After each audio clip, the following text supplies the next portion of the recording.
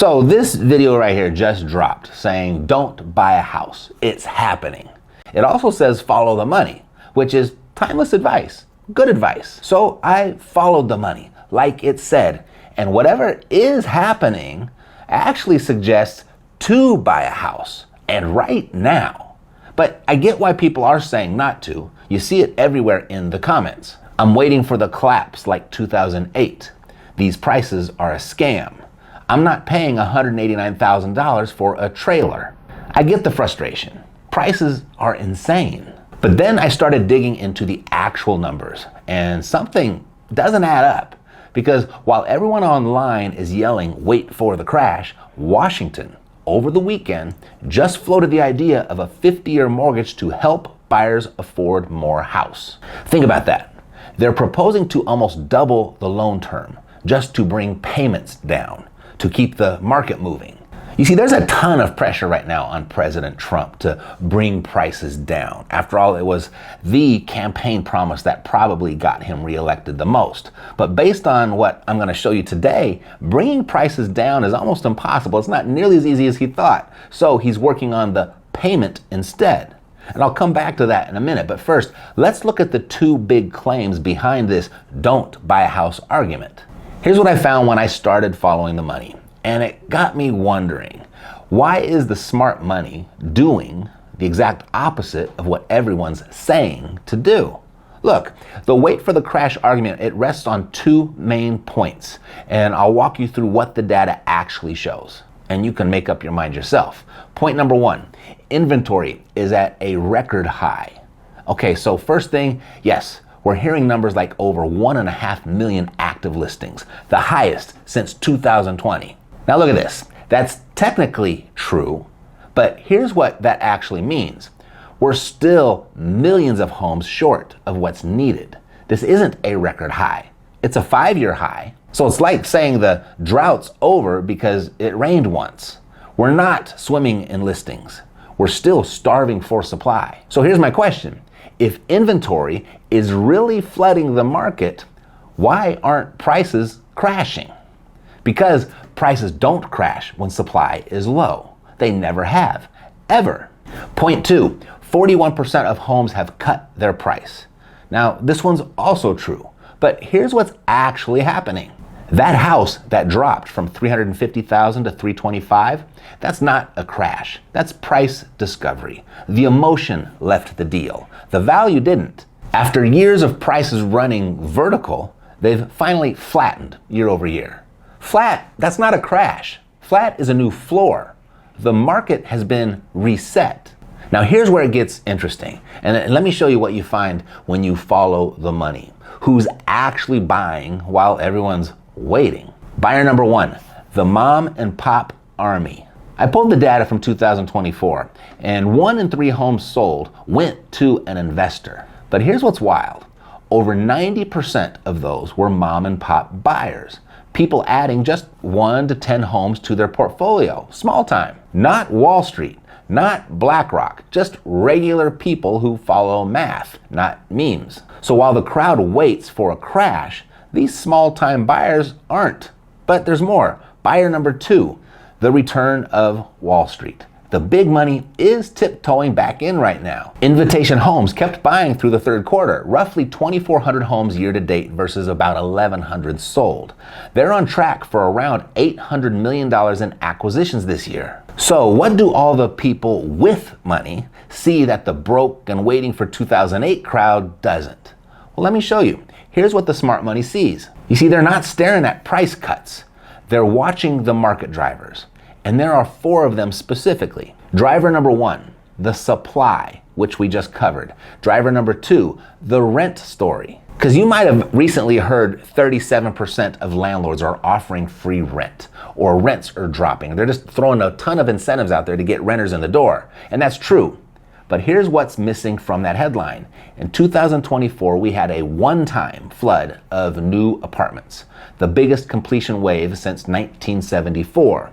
But here's the thing, that pipeline has now fallen off a cliff. So what had been being built has been built. It's done. Builders then stopped building. The supply bump was temporary, and they're not building anymore. So investors are buying single-family rentals now before that wave of cheap rent evaporates, because they know when it does, rents will change course and shoot right back up again. And just this weekend, it got even clearer what's really happening. Trump floated the idea of a 50-year mortgage, and one of the nation's biggest home builders jumped on board, calling it a game changer. Now, if this market were really about to crash, would politicians be pitching half-century loans just to keep payments low? Let's be real, a 50-year mortgage doesn't make homes cheaper. It just stretches the pain over 2 generations. At best, it might shave 8% off the monthly payment. At worst, you die before it's paid off. That's not affordability. That's denial. They're not fixing prices. They're stretching time to keep the illusion of affordability alive. And when the system starts inventing new math just to protect values, that tells you all you need to know. Prices are not coming down. They're being protected. Driver number 3, demand, the compressed spring. Now, this is the big one. You see, we've got about 1.6 million missing households. People who should have already moved out but haven't. 57% of 18 to 24-year-olds still live at home. 57%. Compared to a decade ago, there are about 1.5 million more under 35s still living with their parents. And 17% of last year's sales were multi-generational sales. That's not a demand shortage. That's demand compression, like a giant spring being held underwater by interest rates. I mean, you can only take so much family karaoke before you start Googling mortgage rates. Eventually, even free rent comes with too much small talk in the morning. And that pressure is already starting to release. In August, new home sales jumped 20.5%, the biggest monthly pop in months. The National Association of Realtors just said falling mortgage rates are lifting home sales. That's the spring starting to uncoil. So here's what the numbers show. This isn't 2008. 2008 was 12 plus months of supply. 2025 is 12 years of underbuilding. One collapsed under too many houses. This one's built on not enough. There is no wave of foreclosures coming. There is no fire sale about to happen. And here's the math on waiting. The one event everyone is waiting for, a Fed rate cut or multiple cuts. This is the exact moment prices will surge again. So that brings us to driver number 4, the Fed's guarantee. You see, it makes this whole scenario very interesting. It's all but guaranteed that the Fed will cut rates. And here's the thing about rate cuts. They're inflationary by nature. So what does that mean? Inflation pushes asset prices like real estate higher. Inflation pushes rents higher. And now we're seeing just how desperate policymakers are to keep that engine running. That idea of the 50-year mortgage. It was pitched as a way to help buyers afford more house. That's not affordability. That's monetary stretch therapy. It's the system telling you we're not lowering prices. We're just extending payments. Because when you take low supply, add high demand, and then you pour on policy that feeds that demand, prices can only go one direction, up. So you've got 2 choices. You marry the rate today at a stable price, or wait and fight the price tomorrow. I mean, you can refinance a 6% rate. You can't refinance a missed opportunity.